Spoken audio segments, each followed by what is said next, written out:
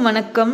இன்றைய பதிவில் தினமும் காலையில் எழுந்ததும் உங்கள் உள்ளங்கையை பார்த்துட்டு இந்த 2 வார்த்தையை, எளிமையான இந்த 2 வார்த்தையை நீங்கள் 3 முறை சொல்லுங்க போதும். கண்டிப்பாக உங்கள் வாழ்க்கையில் இது ஒரு மிகப்பெரிய மாற்றத்தை ஏற்படுத்தும். உங்கள் வாழ்க்கையில் எப்படிப்பட்ட கஷ்டங்களாக இருந்தாலும், பிரச்சனைகளாக இருந்தாலும் அது பனி போல விலகி உங்களுக்கு தேவையான நல்லதை நிச்சயமாக அது நடத்தி கொடுக்கும். அப்படி என்ன அந்த வார்த்தை அப்படிங்கிறத பற்றி தான் நம்ம இந்த பதிவில் பார்க்க இருக்கிறோம். இப்போ தான் நீங்கள் நம்ம சேனலை ஃபஸ்ட் டைம் வாட்ச் பண்ணுறீங்கன்னா மறக்காமல் சப்ஸ்கிரைப் பண்ணிக்கோங்க. பக்கத்தில் இருக்கிற பெல் ஐக்கானை கிளிக் பண்ணிக்கோங்க.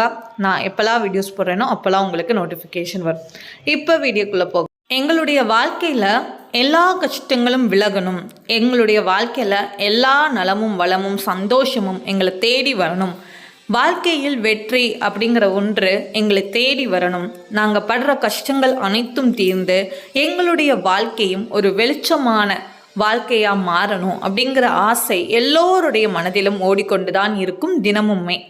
கண்டிப்பாக நம்மளுடைய வாழ்க்கை ஒரு நாள் அந்த மாதிரி மாறத்தான் போகிறது. கண்டிப்பாக அந்த நம்பிக்கையோட தினமும் நீங்கள் உங்கள் கடமையை மட்டும் நீங்கள் சரியாக செய்து பாருங்கள். கட்டாயமாக அந்த இறைவன் நிச்சயமாக நீங்கள் கேட்டதை கண்டிப்பாக கொடுப்பார். என்ன, சிறிது நேரம் தாமதமாகலாமே தவிர நம்மளுடைய உழைப்பு, நம்மளுடைய வெற்றி நிச்சயமாக நம்மை தேடியே கண்டிப்பாக வரும். காலையில் எழுந்ததுமே உங்களுடைய உள்ளங்கையை பார்த்து எழுறது ரொம்பவே நல்லது. ஏன்னா மகாலட்சுமி தேவி 108 பொருட்களில் வாசம் செய்கிறதுல முக்கியமான பொருள் தான் இந்த உள்ளங்கை. அதனால தான் காலையில் எழுந்ததும் முதல்ல மனதை அமைதிப்படுத்தி நீங்கள் உங்கள் உள்ளங்கையை பார்த்துட்டு பின்பு நான் சொல்லக்கூடிய இந்த எளிமையான 2 வார்த்தையை 3 முறை ஒரு நாளைக்கு நீங்கள் சொல்லுங்க போதும்.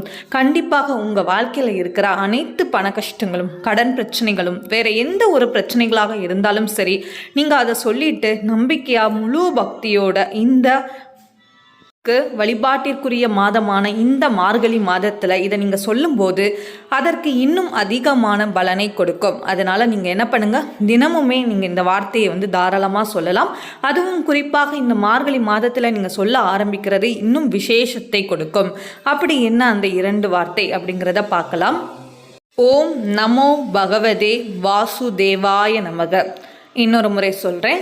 ஓம் நமோ பகவதே வாசுதேவாய நமக.